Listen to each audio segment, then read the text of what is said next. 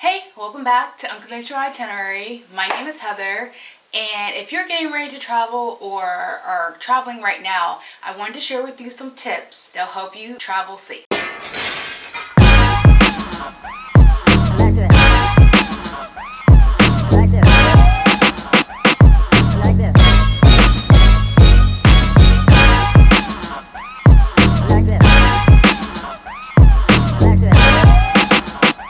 So first we're going to get started off. Once you figure out where you're going, it's really important to do some research.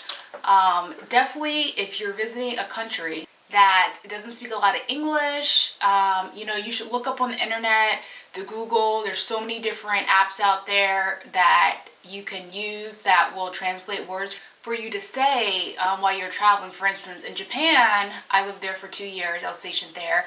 But when I brought my daughter to Japan, when we visited, I had to teach her, a few common words, that are heard very often. So, for example, if you're on the train and you're trying to get through, you're just in passing, you can say excuse me, which in American just means excuse me. If you're trying to get through somewhere or you bump into someone, you can say excuse me. But in Japan, you would say sumimasen. And another word that's a common, just a basic word you can use while you're in Japan. If you do bump into somebody or you drop something, you will definitely hear the Japanese say "gomenasai," which means I'm sorry, and you can use that word too. It's just a common word which we use in our everyday lives, especially when we're interacting with other people. Lastly, another word, if someone were to help you while you're out in Japan, you would hear arigato, domo, or domo arigato gozaimasu, which means thank you very much. So just learning some basic terminology will definitely help you out a lot while you're traveling. The next tip I'm going to give you is once you figure out where you want to go, definitely do your research on that area. We all know that there are some areas that are better than others, and I would rather much stay in an area that I know that people have actually traveled to, that have said good things about it, versus an area that I've heard of, but I haven't, seen anything or heard anyone say anything about it.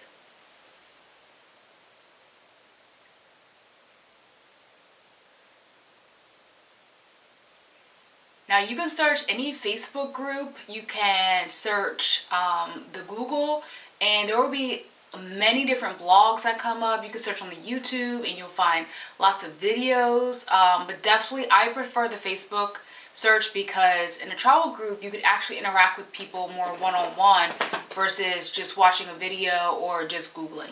While you're traveling, I know in America, or wherever you're from, you get accustomed to, just being so relaxed where if you're at a restaurant, you just put your purse, on the back of your chair, or you may put it on the chair next to you. But while you're traveling, it's really important that you really pay attention to your personal belongings. There are people that if you have it on the back of your chair, they could just walk right past and grab it. They're like trained, thieves that you would not even notice it. Same thing on the train. Many train stations like in Spain, or even Japan too, pretty much any major train that is traveling long distances, they have like a little area where you can put your luggage and everything. I would suggest having your luggage with you, or unless you're sitting like directly next to it and you can actually see your items, I highly suggest you keep it with you, because these people can just take your stuff, just like if you were in baggage claim and you weren't paying attention to your bag, anyone could pick it up. And that's pretty much how it is overseas. You could be walking and you could have your bag facing backwards and they can easily slip their hand in there, or if you have your personal items in your pockets, front, back, side, doesn't matter.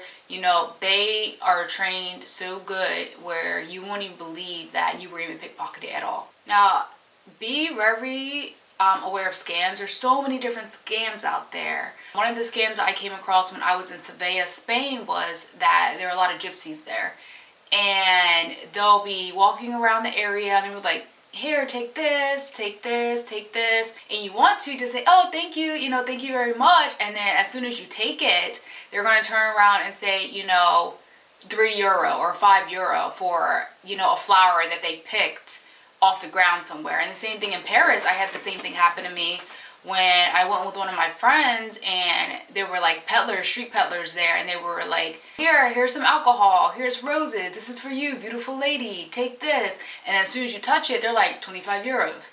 You know, you try to get it back and they're just like, no. And then like you're causing a scene, and then like their peddler buddies are coming over. So that's another scam. I also know of one where you could be walking and the person will just stop you like, oh, that's a beautiful necklace or scarf or anything. And while you're being distracted by the conversation, their buddy is coming to pickpocket you. So just be aware of scams. I'm pretty sure there's, you know, 100 more scams out there. The internet's endless with different stories, and definitely YouTube will help you out if you are going to a certain area and would like to know what current scams that are going on. Now, I know I mentioned about making sure you don't put your valuables in your back pocket, but this is really important, especially while traveling. I like to carry a bag that has a large overflap in the front and zippers, which no one else can really reach. So I don't carry a backpack when I have my personal items in if we're going out for the day. I actually have kind of like a messenger bag that goes across, like a crossbody. But what I like about this is that it has a flap in the front where no one can really stick their hands into, you know, whatever is in there, which is normally my chapstick and some hand sanitizer, lotion, you know, soap and stuff. But in the inside, you know, it has a flap and no one can reach it at all. It has a zipper. It has like a security tab, so if I wanted to hook my wallet to it, you know, if someone were to try and get into it, they can't just snatch it and run. Also, there's a zipper on the back side, and this is where I keep my passports at, because it was always facing me, it's always facing my leg, and I always kind of keep my strap a little tighter. So, you know, even if someone did try to stick their hand in there, you know, I would definitely feel it. So just be aware when you're choosing bags. You don't want to, you know, travel with your average bag that you would travel in the United States if you're just, you know, going out to dinner or going shopping, because most people are not going to pickpocket you in your everyday life here in America. But however, in overseas, it's a higher risk, especially if they see that you're a foreigner, because they think foreigners, especially Americans, have a lot of money. My next important safety tip would be, tell your bank you're going out the country. This is very crucial because as soon as my bank sees that I swipe my card or I withdrew money from an ATM, they contact me. They send me a instant message or a text message, and they call my phone and say, hey, we think you have fraudulent activity. Are you going away? Most times I forget to activate that on my banking app, but all banks should have it nowadays. And what this is saying is that, hey, if I need to use my card, you guys are not going to decline it while I'm away, because some banks will do that because you didn't tell them that you were traveling outside the country. And with so much fraud going on, they rather decline the charge than actually lose money themselves. Also, when you travel, I highly suggest you bring several bank cards. Now, I bring several bank cards because I have one main card, and then I have other cards where I would swipe them at, you know, getting food or going shopping or wherever. But I transfer money from my main account into that account. So if I did have fraudulent charges or I did lose my card, you know, no one has full access to my main bank account. And another reason is if your card gets damaged. Now, this happened to me when we were in Hong Kong. We decided we were going to go to the movies, and there's like a kiosk where you can, you know, put your card in and everything and pay for the tickets yourself. And I was having trouble because it wasn't in English. And the lady came over that works at the movie theater, and she was like jamming my card in there.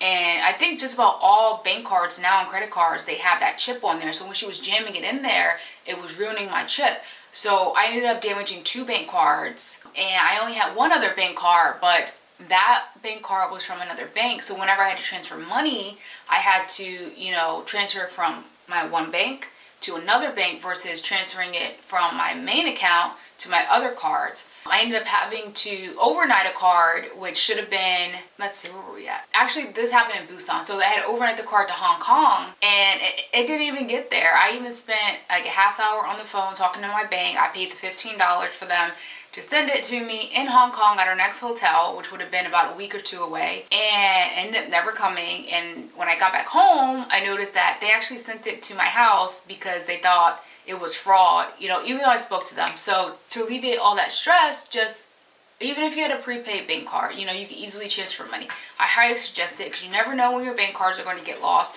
You'll never know when your bank cards are going to not work, and you don't want to be in a foreign country with zero access to any money. Now, when you do use your bank cards, it's really important to be aware of where you're using them at. Now, for instance, if you were to take out money, it's really important that you take out money from an international bank, or a bank that has an international logo on the window or on the ATM itself. I wouldn't suggest taking money out of like the 7-Elevens or the corner stores, just like here in the States. You know, it's kind of sketchy. You don't really know who actually owns that, if there's like scamming software, if they're getting your information, if they're selling your information. I go into banks only because, one, I know it's safer. Two, I know that I'm going to be getting actual money and not counterfeit money. And three, I know that my bank card information will not be stolen. You know, the risks are severely lower than you using it at one of the corner stores or one of the 7-Elevens. And when you do take out money, I don't suggest taking out a lot of money at one time. And this is also another important thing, that when you enter the ATM, make sure you look around. Make sure you see, you know, who's behind you, who's looking over your shoulder. In most places, you know, it's one person in, you know, the ATM booth at one time. Just be aware of that, because you don't know who's watching you, and you don't know, you know, if you're taking out large amounts of money and someone's watching you, you know, the likelihood that something bad happened, you know, could happen.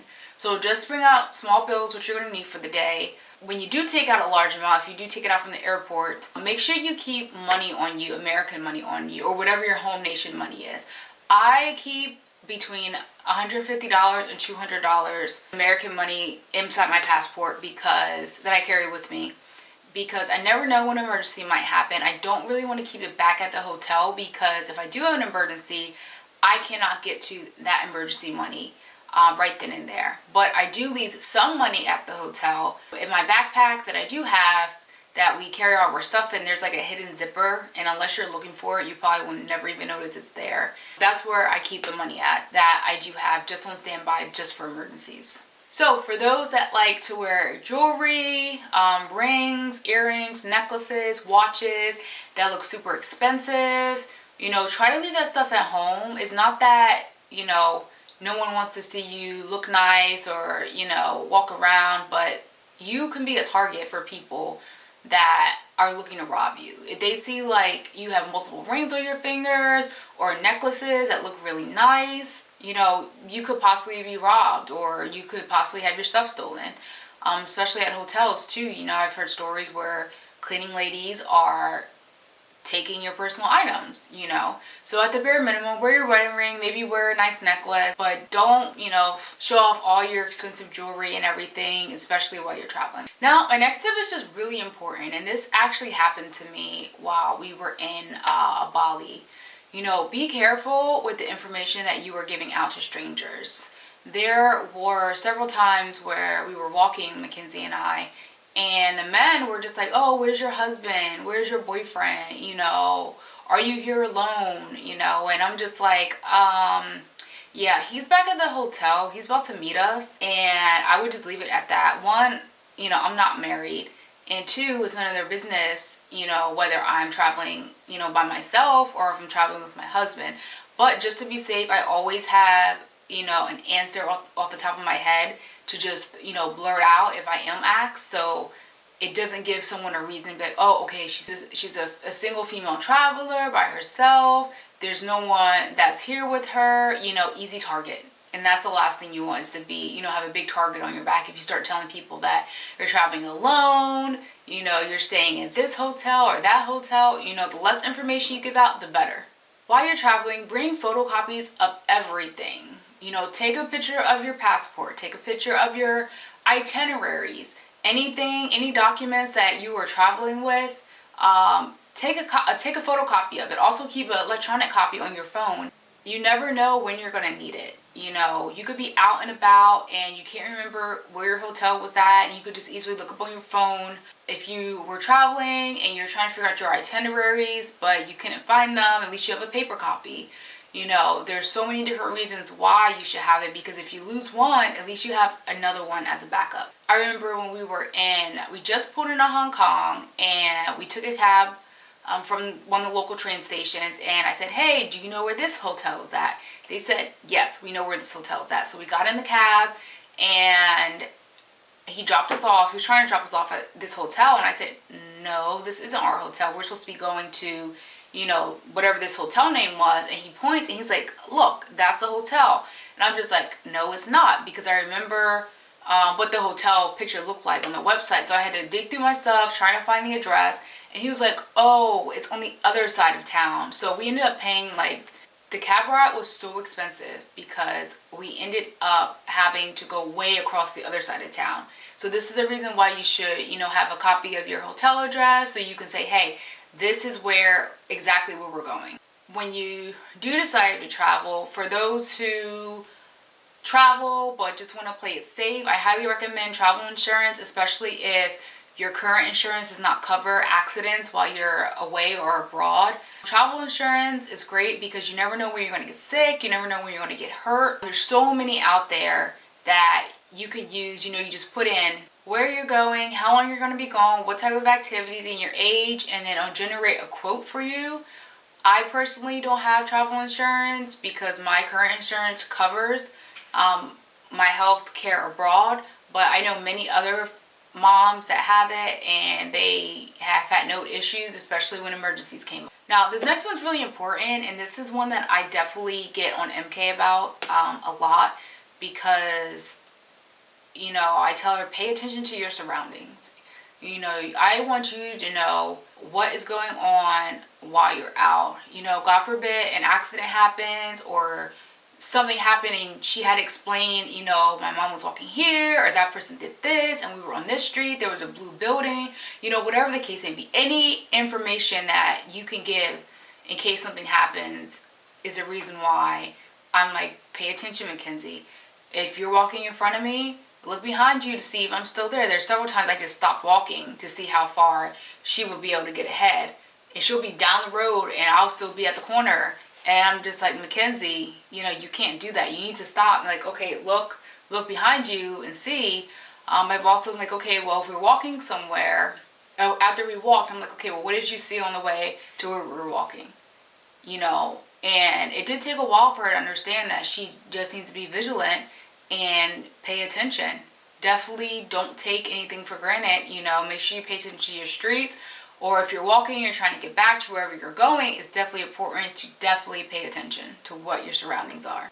While you're packing for your adventure, your travels, or journey, whatever you want to call it, you need to make sure you read up on what the dress code is for certain countries. You know, especially for Asian countries. Like, we were in Thailand and you can't go into temples as a woman with your arms showing or, you know, your top half of your leg showing.